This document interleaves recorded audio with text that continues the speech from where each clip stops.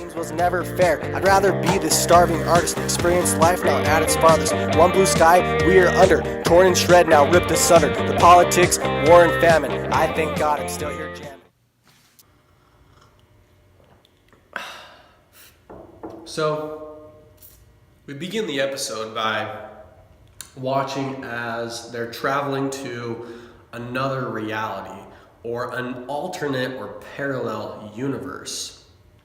But what ends up occurring is that the battery for this interdimensional device or space traveling vehicle, which Rick has invented, has in fact actually run out of power. It won't start, his engine won't start.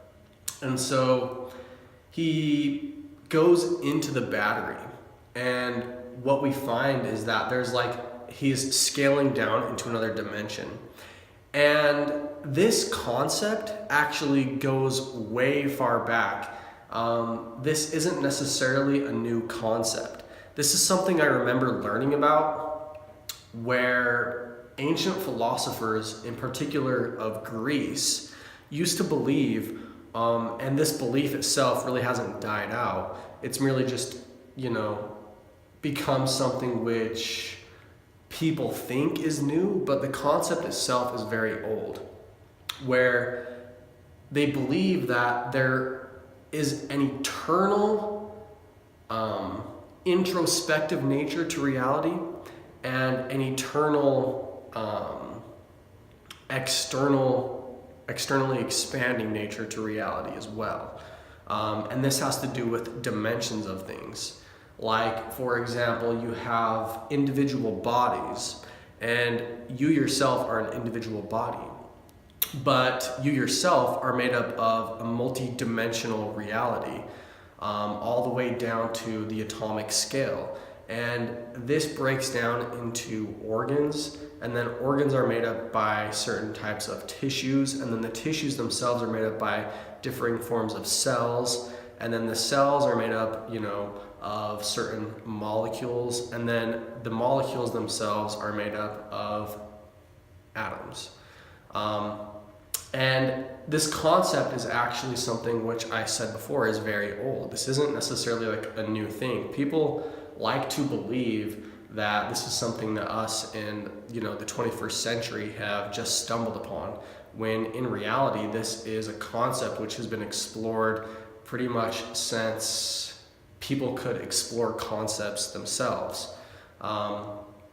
We have ancient philosophers which dive into this, and then we're looking at the introspective manner of things that way.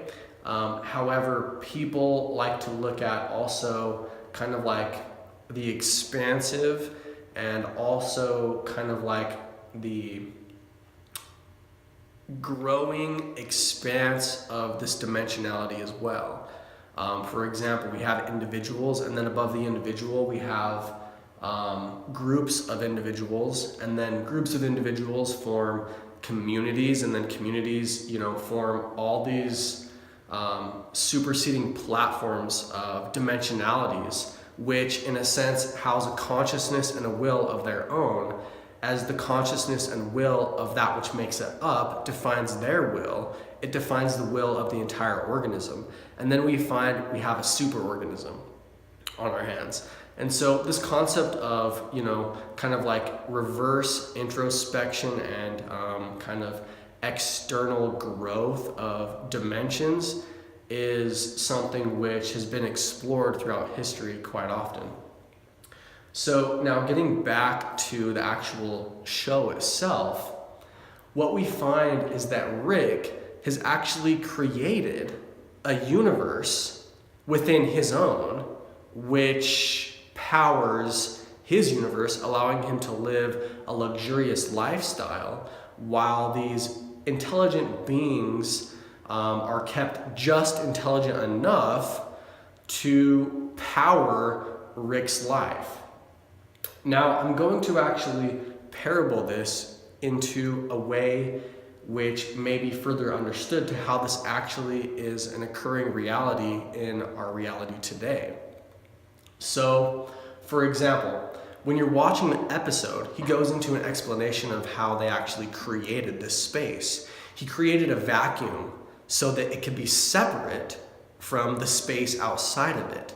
So that in essence, it could be defined as its own space, its own universe. That it wasn't necessarily, so much influenced by the universe outside of it.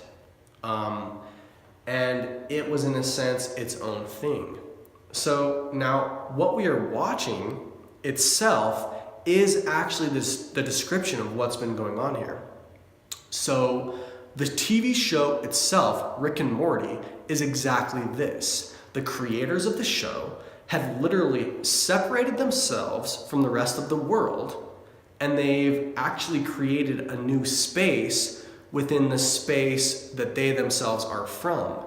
And to do this, you firstly have to separate yourself from your reality so that it can be defined as its own space.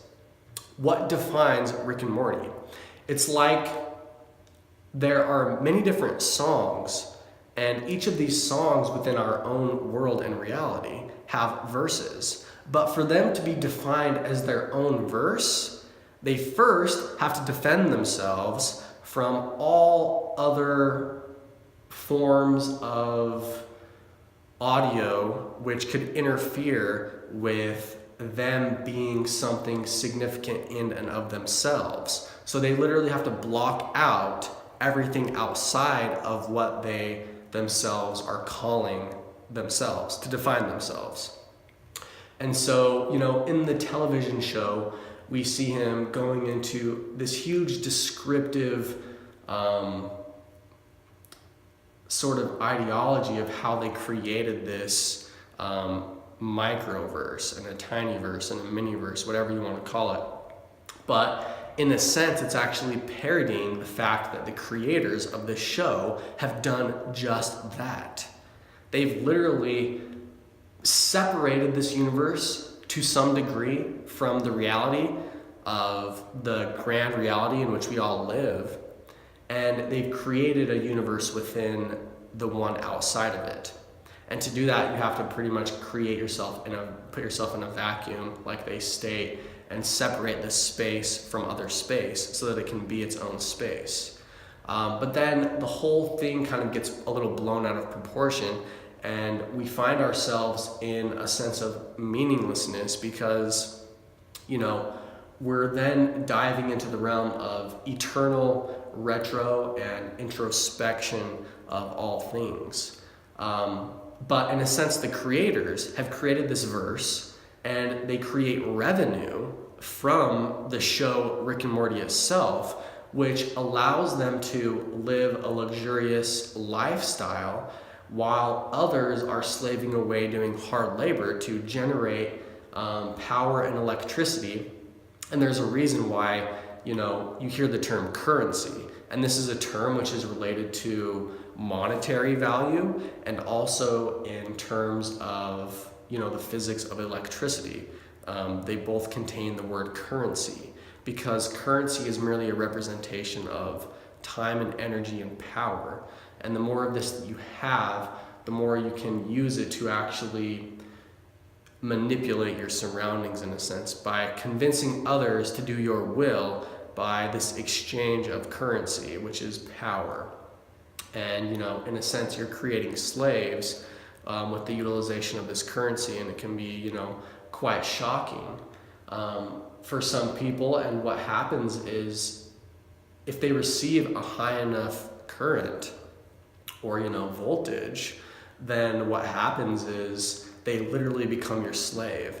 And I'm going to dive into something which the show does often, and it has to do with correlation and causation. We can see a lot of the similarities within our reality, but just because things are similar doesn't mean necessarily that they themselves are actually relatable in the term of correlation and causation.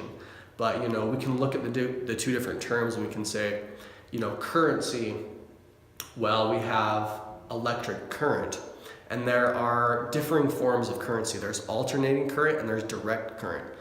Direct current is this continuous and direct flow. An alternating current is constantly going back and forth. And it's this transition between things that have been, we're going in reverse and we're going forward at the same time.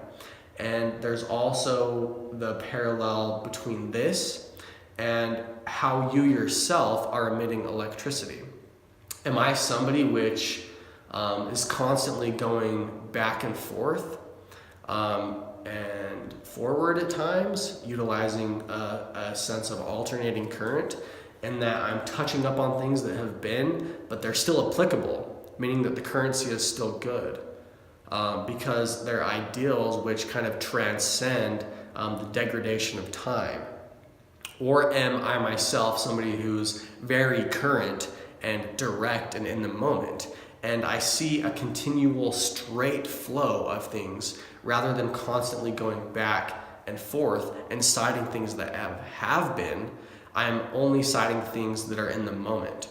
And that's why a lot of people, say DC is actually more of a killer, because if you yourself are so caught up in the moment and things are so direct and now, then it doesn't give you any perspective of the now, because you don't have any perspective of what has been. So you really have no sense of experiencing the moment anyways, and that's why direct current can be such a killer. Well, now going back to the show itself kind of is showing us that he who is at the top of the spectrum in reality kind of controls everything below it.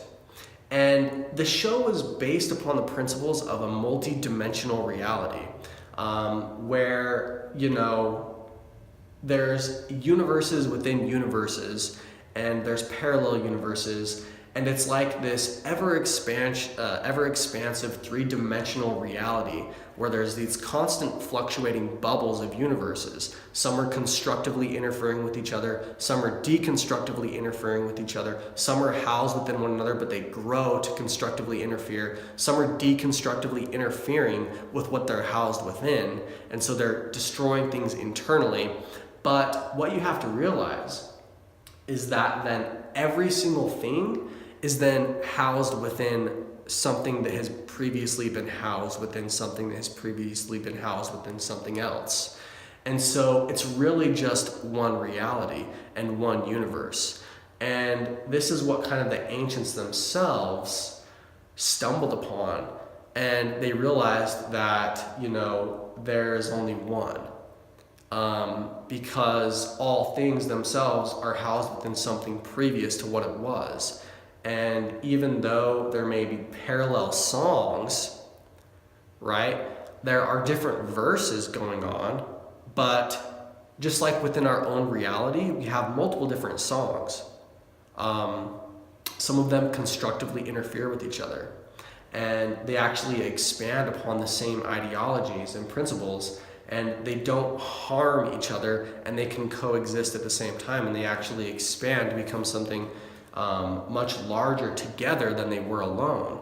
But in some cases, there's deconstructive interference.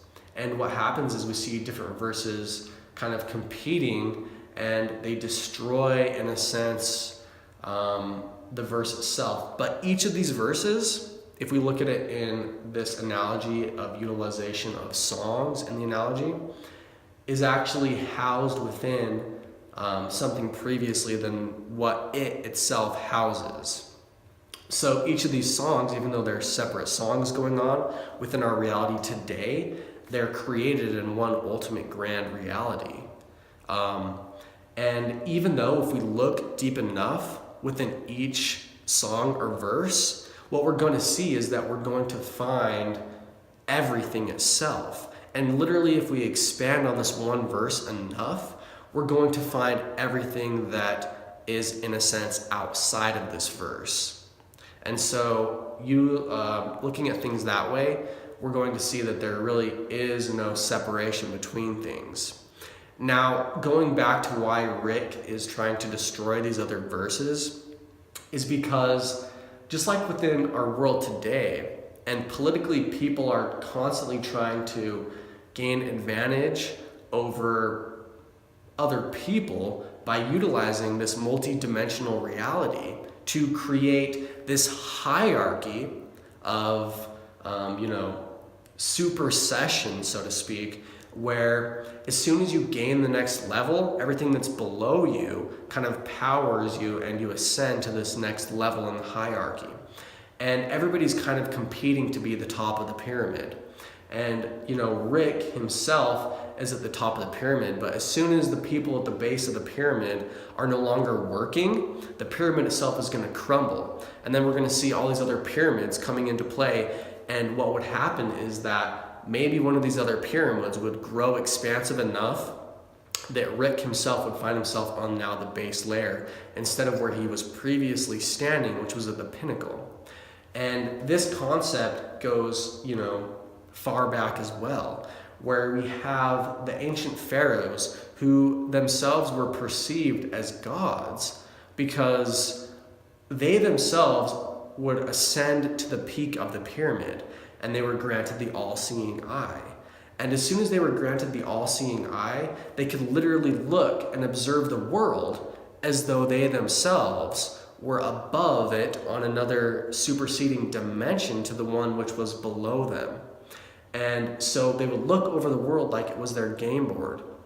And they were literally the manifestation of the grand universe, which housed all the other multiple verses. Literally, they were the one grand person, but below them were all the other people. And just like every single person is separate from you, however, it's literally the fact that every person kind of builds up this whole superorganism, and it's just like you yourself are made up of individual cells, but the multiple conglomeration of these cells actually creates you as an entity.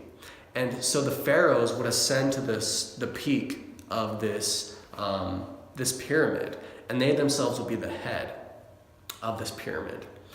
And so what we end up seeing now is that, what happens if the head disregards the foot, or if the head disregards the hand? Well, if the person at the top of the pyramid disregards the bottom of the pyramid, eventually it's going to crumble, and the head no longer can even be at the position that it's at. And so it actually has to respect the lower positions of the pyramid, otherwise it won't even be able to maintain its foremost position at the head of the pyramid. And so it's almost like really no actual level of the pyramid is any more greater than the other, because without the other, it couldn't be where it's at. And it's just like the concept of slavery, where guess what? If you yourself work your slaves too much, they can't work. And it's a self-balancing mechanism. There's not really, a business or corporation that can become too, in a sense, predatory upon its market, because as soon as itself actually preys upon a market too much, then what's going to happen is it destroys its market, it destroys its own consumers, and they can't even necessarily afford the corporation. And so the corporation, which takes too much advantage, is actually going to crumble and fall and destroy itself. Just like if the head disregards the foot, I won't be able to move, and I'm no longer a functioning body. And so what we end up seeing kind of in this parody of reality within this TV show is Rick is trying to maintain his position at the top of the pyramid. And we're seeing, in a sense, this whole parody upon reality where, people try to create other realities within reality itself, but these other realities still reside within a grand reality where all realities themselves are housed within one reality, to take advantage of other realities so that they can live lush and luxurious within their own reality. But the fact of the matter is that it's an ever-competing cycle where nobody can truly take advantage of another, because as soon as they take too much advantage of another, They're going to destroy that which gives them the position to be where they're at in the first place.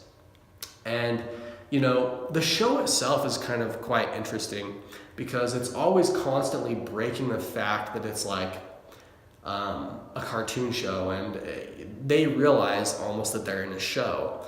And it's like the characters within the show, especially Rick, he plays this person who is aware that he's within a TV show.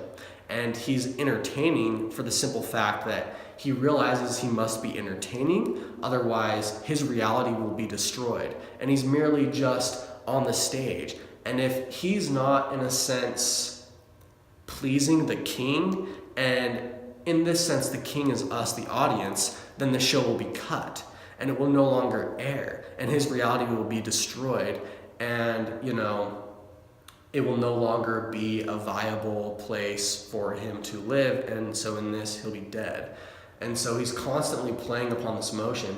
And what we see is that the creators have cleverly done this because they realize, and if we look at it more like in a sense of not so esoteric, then Rick is literally the idea put on paper by the creators. And so we're seeing the creators themselves of this cartoon series actually defend their way of life. Literally, the cartoonists are defending the fact that this is a way they make a living by putting these images and animating them through motion and giving them voice and giving them actual life by giving them a sense of reality, which actually takes things to be somewhat repetitive in nature and to adhere to statistics, because all behaviors themselves are merely statistical probabilities.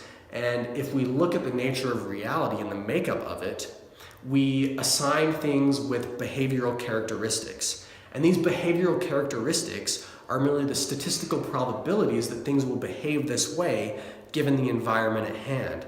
And so the creators have created a reality within reality in which we live by adhering to these principles, giving some sense of normalcy or a statistical probability of personality and behavioral characteristics within things within the reality.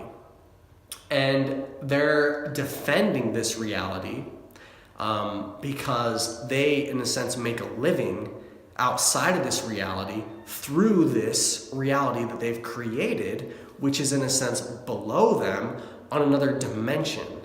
And it is, in a sense, another universe, but it's housed within something above it. Just like within the show, we see this concept being explored itself.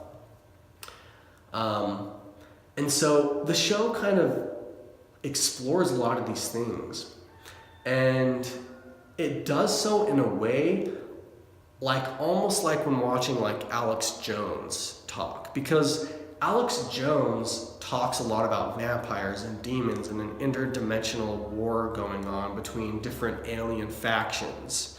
And he does so in a way where he's speaking truth, but if you actually break down the sentence structure and look for meaning within the words rather than the normal way in which people assign the words themselves, we're going to see them become factual realities which are currently going on in the political system of our reality today.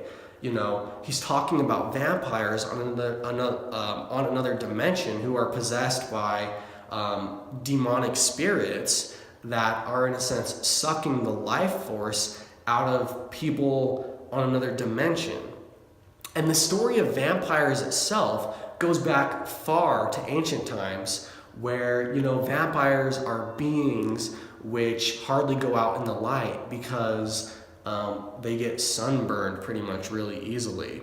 And they live a lot longer than average working people. And they suck the blood out of the lower class. And they have almost superhuman-like abilities. Well, just like I translated, and I hope I didn't cause more confusion rather than clarity when I translated that Rick and Morty has created, through a television series, an alternate reality or another microverse within the verse which we live, which is within a universe, and all things are within the universe. And I say the universe for a reason, because as soon as something even becomes imagined, think about it. You can imagine anything, but as soon as you imagine it, you're within the universe. So what you imagine is within the universe itself, therefore rendering all imagined realities and realities within one universe. But anyways, just like with the creators of Rick and Morty, Alex Jones talks about vampires sucking off of another dimension. Well, let's look at aristocracy, and let's look at like the slave positions of society, or in a sense, the people that when the ascended pharaoh, who has the all-seeing eye of Horus, is looking down at the game board, which is representative of the world, sees the world as literally something which is on a lower dimension than he is. And he has the ability to see, as God does, all these other dimensions below him, because he is the supermost pinnacle of things. But the supermost pinnacle understands that it must maintain the balance of all realities below it, otherwise it won't be able to even have this position itself. But the aristocracy literally were vampires, because they would live longer than the peasant class, because they had the available means to not necessarily slave away through hard labor, to provide this superior dimension with power, right? And the ability to actually suck power off of a lower dimension is gained through, like in the TV show, it shows that they come and they almost act like a deity. They come and they show up and they say, we're an alien force which has knowledge greater than you, so pretty much bow down to us like we are deity, like we are God. And Rick does this, and he puts on his little dangly headpiece and he goes into this other dimension. It's like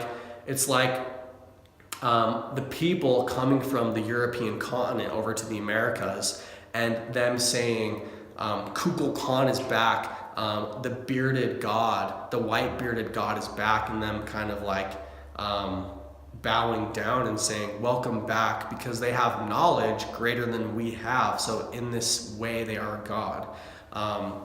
And in this way, Alex Jones kind of parodies that there are vampires living today, and they are the aristocracy, which doesn't go outside, and they use other people to perform hard labor and build the society outside, and they don't go out in the sun because it burns. And the only way to really kill a vampire is to appease to its heart. And this is kind of metaphoric in itself. Driving a stake through a vampire's heart is in a way appealing to the emotional extent of all things, and making things care about the things below them. And if, like, a good king really actually cares about the people, then the king actually acts on behalf of the betterment of his people and the voice of the people. So even though you might say a king is in a sense representative of God, in that by mere voice they can change and manipulate reality, by having people adhere to the voice, a good king or a good god actually in a sense appeals to the betterment of the people. And so in this, slavery is beneficial for everybody, because it's just pretty much what runs the entire world. And there you go. That's how you have Alex Jones talking about demonic vampires sucking the life force out of people on the dimensional scale, and the interdimensional battle that's going on between different factions upon planet Earth right now, between alien factions, is in reality a battle between the telecommunications and the communications network on a global scale, between all factions and of foreign lands, of foreign and native peoples, utilizing the influential nature of conditioning people's minds through electromagnetic radiation, which is merely radio communication and communication through television and broadcasting networks to influence how people see the world, influencing them on their psyche and conditioning them to actually behave in a way consistent to how they want in reality. And this is the interdimensional war between alien factions, which is going on right now. It's merely just a hierarchy of people performing daily tasks, and each pyramid, and there's, different pyramids competing right now on the planet. We can call them corporations, we can call them government entities, we can call it a competing multiverse, where each nationality or each nation kind of defines its borders, but we're all still within one grand reality. But there's an ever competing notion to be the top person on the pyramid. And this kind of gets me back to a lot of other things which my mind has gone through in the last little bit. And I'm gonna wet my whistle a little bit here so I can keep on talking about nonsense and blabbering about nothing until my heart is content.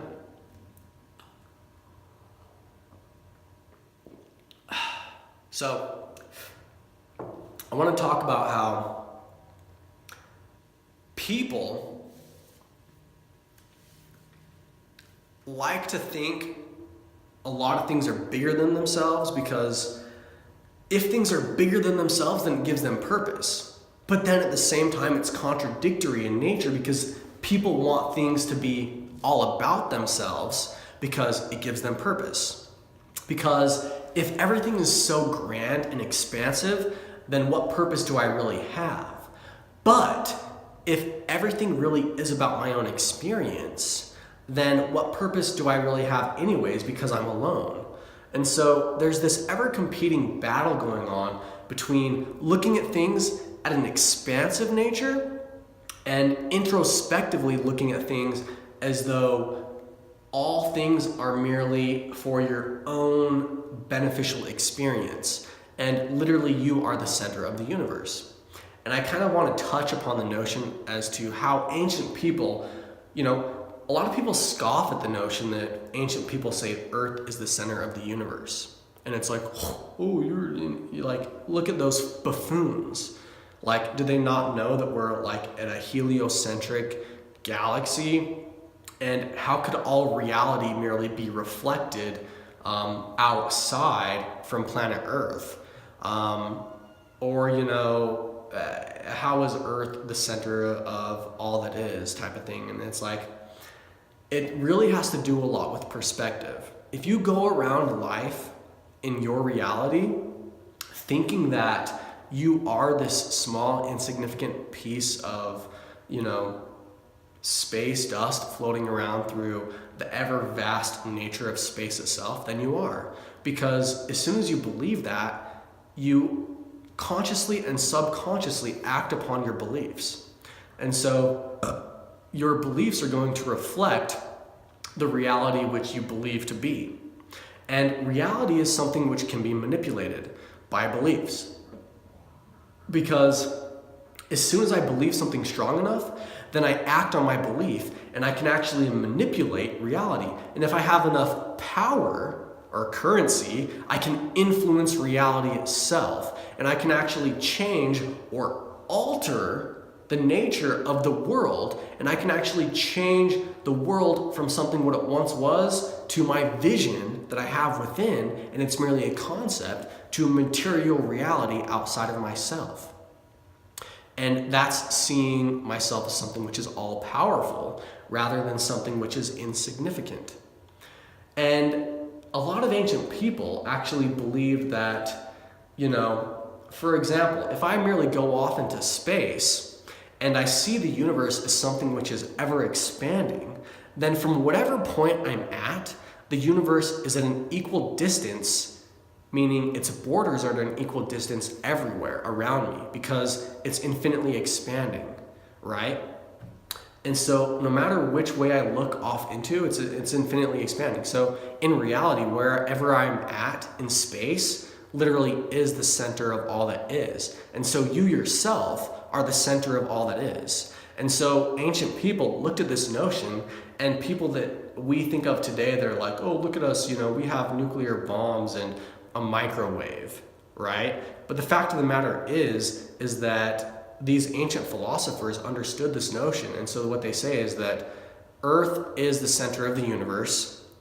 There is no life outside of Earth, because as soon as it is something which is viable, then it's within the one place where reality can exist, and that's in the reality which we observe, and that's on planet Earth, because all things which are external to us are merely the ever expansive nature of all things. So kind of wherever you're at is the center of all that is. And due to the fact that we can't necessarily go anywhere else, and we're pretty much restricted to this planet, then literally Earth is the center of the universe. And it's pretty much everything rotating around you, rather than there being this huge interacting model where you're rotating around something else, and this is rotating around something else, and this is rotating around something else. Well, eventually it loses all meaning, and we just get back to the notion whereas depending how you look at it, it's going to spin differently. And it doesn't mean it's any less true, but just like with how me believing in a certain belief is actually going to change my reality, because I'm going to actually act differently, and actions actually manipulate the physical world and actually alter the world itself. Because I see it differently, it is going to actually be differently. And this isn't necessarily a thing of opinion either. It's a fact. If I believe in certain things, I'm going to act on these beliefs, and I'm going to change my surroundings to support my beliefs. And so my beliefs has now transitioned from something of a concept to something which can be molded and materialized and manifested into a reality within the material world. And we go down this whole rabbit hole of things. And I kind of congratulate Adult Swim on the introduction of this show, because I felt like Adult Swim has actually been lacking a lot recently. It seems like when I was growing up as a child, my days would be kind of like wake up, go to school, come home, do my work, do my chores, and then get ready to go to sleep, maybe watch some Cartoon Network. If I was able to stay up late enough, then I'd watch Adult Swim. And there's I don't know, every once in a while, like the Chappelle Show would come on or something like that, or Robot Chicken, or, what else, Space Ghost, and just stuff like that. And it's almost like we went through this period where a lot of these cartoons, which kind of push the boundaries of things, have actually been kind of silenced. And I feel like Rick and Morty has actually been like the reintroduction to making things meaningless. And they can actually be kind of a freeing concept, because in the grasp of futility, you're actually almost in a sense able to live a much more fulfilled life, because a lot of the responsibilities which fall upon our backs and make us look down upon our life are actually made meaningless. Because if all things are meaningless, then why should I feel bad about this thing which actually occurred? If I've failed in any form or fashion due to the vast nature of all things that is, then literally even my failure is something which is meaningless in itself. So the failure is meaningless because all things are meaningless. And it actually allows somebody to live a much more fulfilled life, because they're no longer going around constantly judging their life based upon their success or their failure. And it's almost like we like to really set up ourselves for failure, because we define this moral and ethical character within our lives. And as soon as we ourselves breach our own moral and ethical boundaries, it's like we're trying to make reality more than something that it really is by making it something which is like super significant, by making it something that's sacred. And Rick and Morty introduces a lot of this potty humor and a lot of this really graphic content, which is like realities of our day-to-day lives. Everybody goes and takes a crap. Everybody eats food. We're all these carnal beings which are, pretty much programmed for, sexual nature and attraction and desire and all these shortcomings. And when we're watching a lot of these shows, it allows us to kind of break down those walls where we've tried to create a reality of heaven upon the planet. But in doing so, we've actually created hell on earth as well. And we've become the manifestation of the devil because we're condemning other people to hell. And what greater sin could there be than the condemnation of other beings? And so in the manifestation of heaven, by creating some sense of moral and ethical character upon reality, we've in a sense created hell. Because the ideal of heaven itself, we describe it and we say to gain a place within heaven, you have to perform these actions and you cannot participate in these things. And so we're creating a moral and ethical dilemma for each living thing because everything breathes, everything shits, everything, has sex. If nobody had sex, then you wouldn't be here. Killing is a part of life. Go out and walk into nature. Everything's, crapping all over the place, having sex all over the place, killing things and molesting things. And it's pretty much rape going on all over the world where, the biggest and strongest thing goes and pretty much has his harem and kind of rapes and molests the animals and then goes and then kills for its thing and doesn't give any 2 cents over whether or not something suffers, but it has nourishment and sustenance. And it's merely the passing on of information from one thing to another thing and this flow of energy like I talked about before.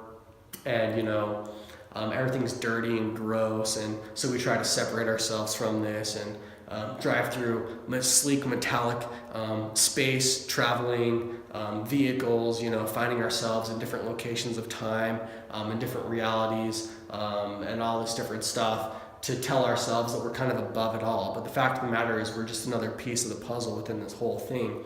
And so what ends up happening is that we kind of describe like a contradiction for ourselves. And the whole thing goes back to the whole story of Adam and Eve, right? Adam's in the garden with Eve and they don't have any children and they're just living in there. And, Adam goes and fucks Eve and then they have all these children and then the children rise up and all this different stuff and all these wars come upon the face of the planet. It's pretty much just, a parallel to the story of the Titans and the Olympians and, the devil or the serpent giving the fruit of the knowledge of good and evil, pretty much tempting Eve, the snake or the serpent. It kind of sounds pretty sexual to me, doesn't it to you? Well, the whole story itself goes back to, other stories of, we have Eris, and Eris is pretty much creating conflict by introducing the golden apple of discord, but it's this contradiction of life itself and the battle of life over death, and the grain and the wheat rises and falls, which gives us the sense of life.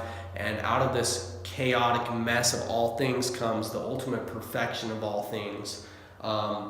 And representative of the natural ecosystem of all things. And literally nothing isn't natural because all things come from a natural place. So literally, even if you yourself try to say something is unnatural, how could it be unnatural? Because it came from a place which was natural. And are you not a natural thing which occurred? And so in this digression of thought, we find that all things are a natural occurrence. And so the chaotic nature of discord, or Discordianism through the goddess Eris, introducing the apple of discord to humanity, shows us that through the vast chaotic nature of all things comes the ultimate perfection of order and content. and life itself.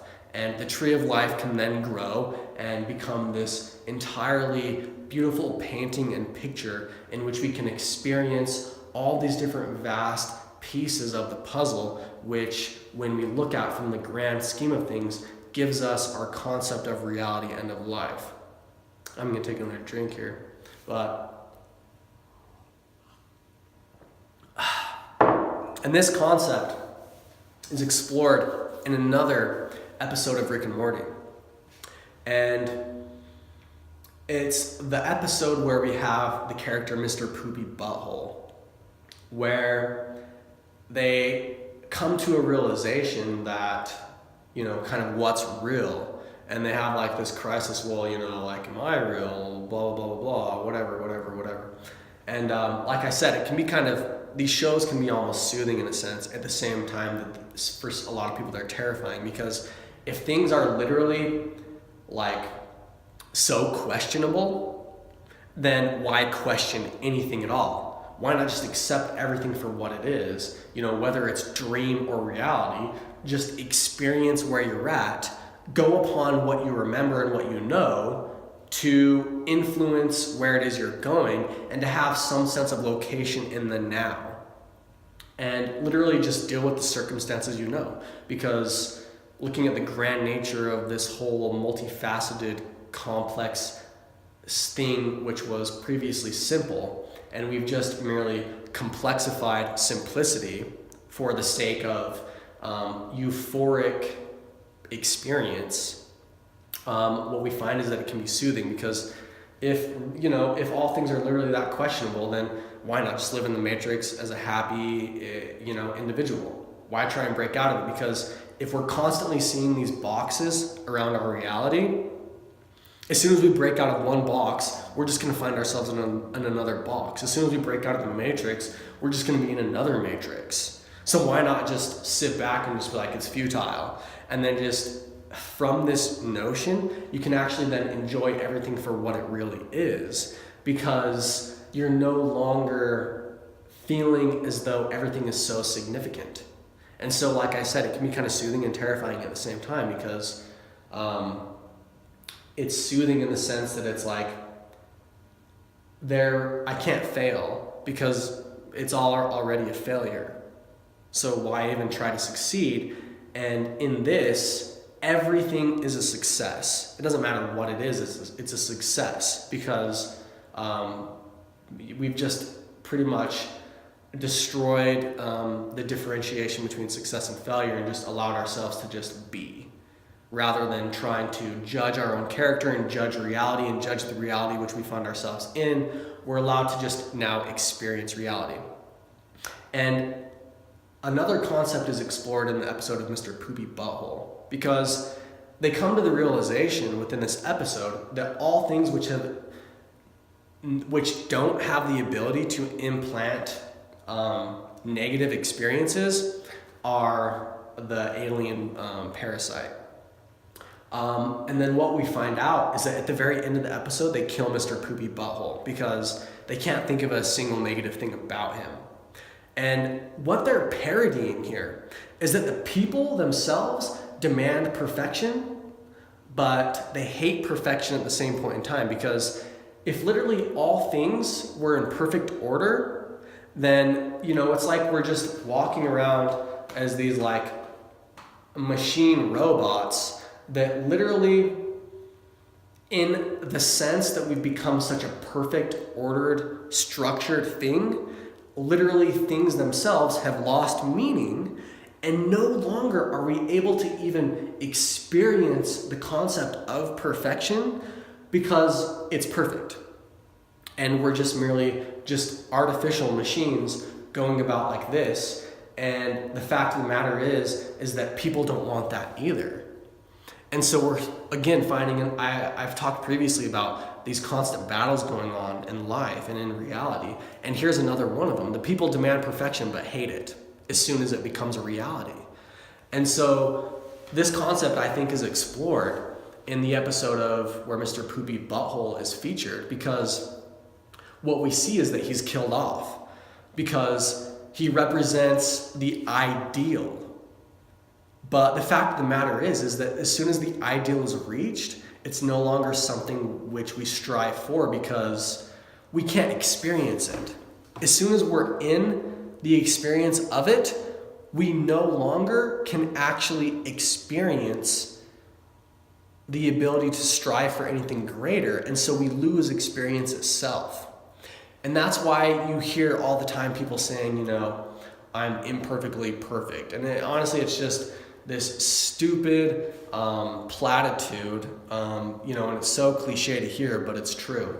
And I like to go upon another saying, which, I'll coin the phrase because I haven't heard anybody say it, but I'm just imperfect enough to be human.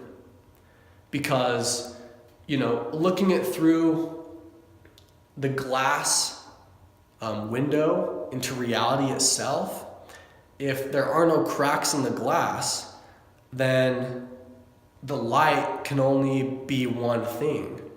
But as soon as there's a multifaceted crack in reality, representing an imperfection, then what we have is as soon as light enters into this prism, it's actually reflected all over the place.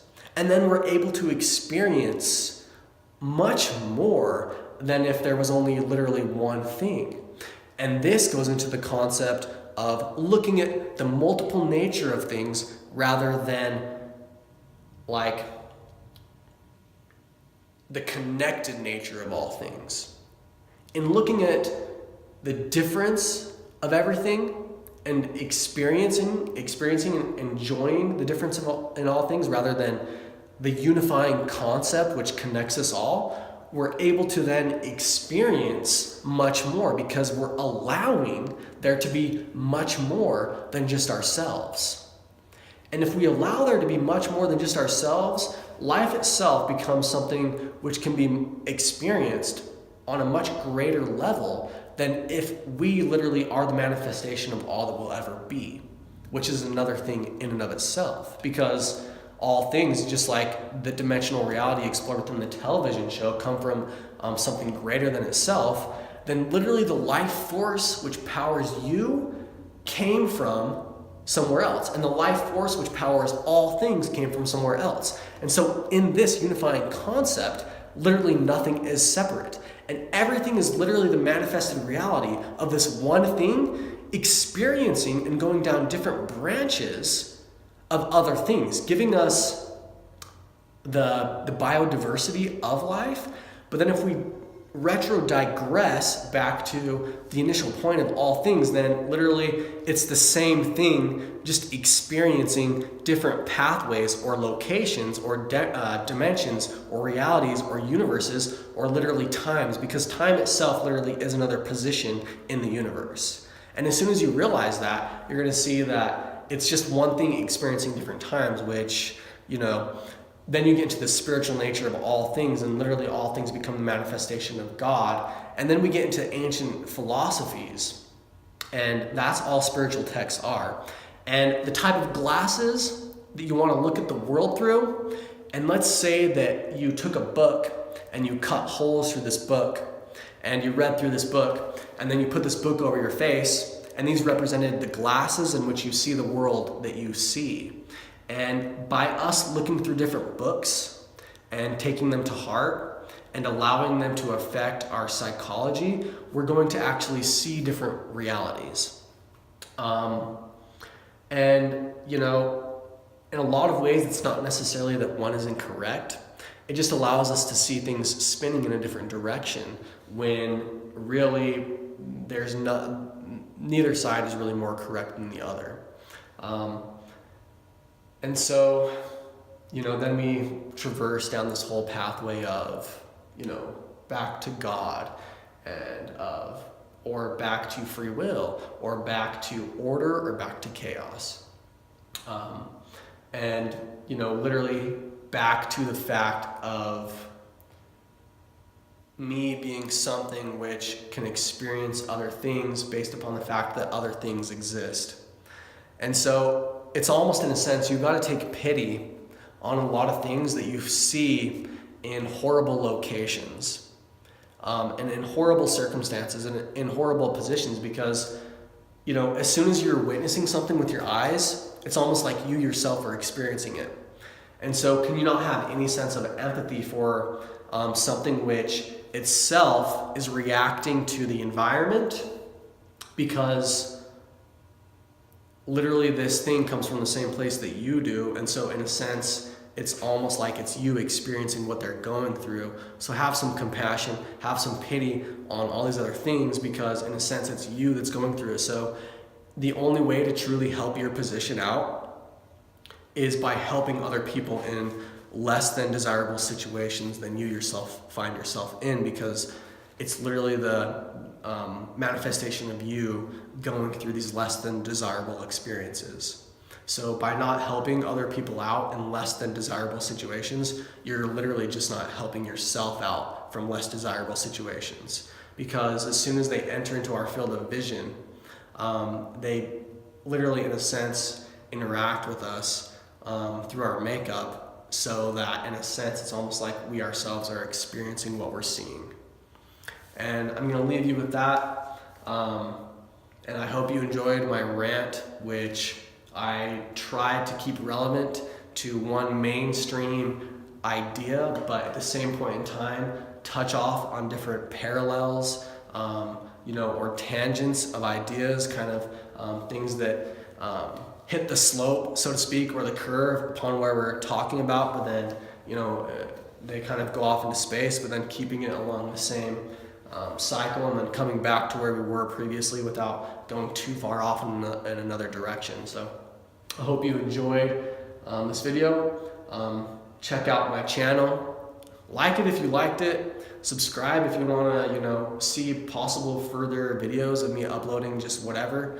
I try to include quite the random nature of all things. I see a lot of people that in their channels, they have some sort of theme. Well, I like to pretty much promote a sense of euphoria within my videos. That's why the name is Euphoric Intentions. But you can find euphoric sensations or euphoric moments in pretty much all things. So the content of my videos, analyzed deep enough, are going to provide anybody that views them with these euphoric sensations or euphoric moments within what we're discussing, and these enlightened moments of euphoria. And so pretty much the content within my videos doesn't necessarily have a limit or a boundary, because we're allowed to talk about anything. If there are things that you'd like me to talk about, comment about it, send me a message.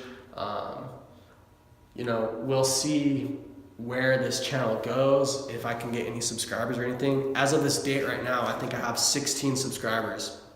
I think personally I know one of the subscribers, but the other 15 are just people that have randomly, I guess, come across through my ability to, I guess, link my videos with the content, and people have liked the content, and so they've subscribed. But I don't necessarily have a big following at this point. And we'll see if this can be something that I can actually progress with and dedicate more time to.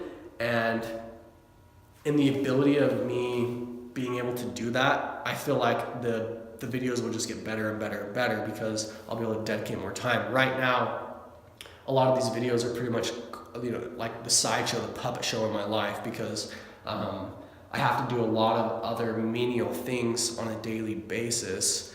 And a lot of this stuff comes second to those other things, because I've really had to take the time to realize the fact of these necessities that I have to keep up with within my life, so that I can somewhat live within a realm or a position that I like to be in. And I've just had to bite the bullet with a lot of things and just kind of grit my teeth and say, I don't want to do this, but I'm going to do it regardless, because I know that if I don't, I'm going to end up in a worse position than I'm in right now. And I've been in those bad positions and those bad spots. And maybe I'll talk about those bad spots further on if I, gain a greater following and an understanding community who will be able to, take a lot of things that I say towards the empowering nature of knowledge and experience itself, rather than the deliberate attack upon the reality that I've myself experienced.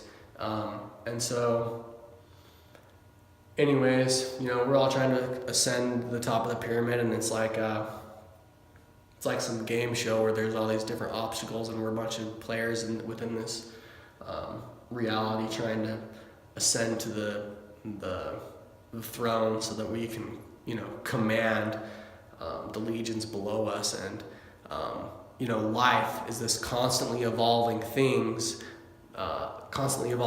itself, like an organism which has branched out in all these multiple facets to try to experience the pinnacle of experience. And it's like constantly experiencing and adapting and changing, trying to find meaning of life, but it's life trying to find meaning of life. And it's like life trying to take a selfie of itself, and constantly checking its position in life, not knowing that it itself is the thing which influences life. And what more is life rather than the experience of change?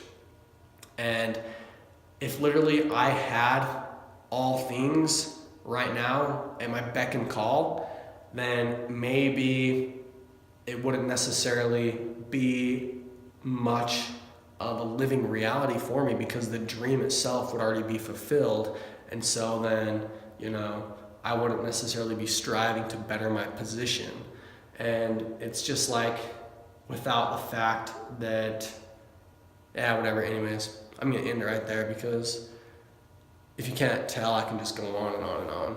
And I hope I made this somewhat enjoyable, and that's what a lot of these cartoons do, is they expand upon a lot of these concepts and ideas, but they do it in a format which you can just sit there and watch animations and, whatever, so that it's something that can be enjoyable. It's like hearing poems, and there's meaning within the poetry, but at some point in time, it's just better to hear a structured sentence, and the sentence itself just has meaning, even though the words aren't rhyming. The meaning itself is rhyming, because it's something which flows and is smooth. And even though it's not a poetic frieze, it's poetry, and that it makes sense, and that it's not so poetically emphasized towards poetry. And I hope that this video could have been something like that, and in that sense be enjoyable. Anyways, peace out. Join me again next time on Euphoric Intentions. This is Austin, and that's pretty much it. Later, y'all. Train your mind, now hear my words. Twitter, paid in little birds. If you've kept up with all my posts, then your life's just like a ghost, already dead in the machine. The screen and life, one's in between.